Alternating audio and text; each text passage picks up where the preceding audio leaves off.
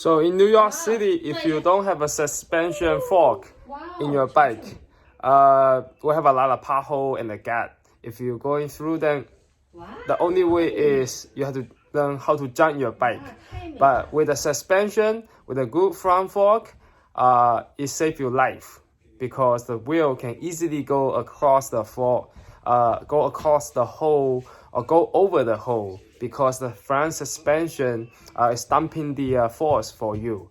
So it's very, very important to have a very good fork, front fork. Hello guys, I'm doing the front fork review today, the front suspension fork for the e-bike.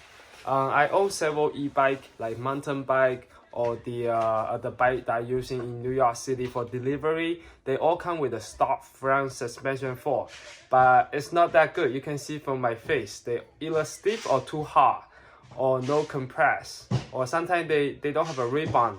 But this one, you guys look at the folding e-bike. Okay, I'm gonna show you the video when I'm done with this one. It's amazing. It surprised me. You know, it has a ribbon and very, very smooth sock. Okay, let's see the video. Oh, by the way, the big e-bike like the 26-inch. I replaced them with the Rock Shock or the monotone. They're not good.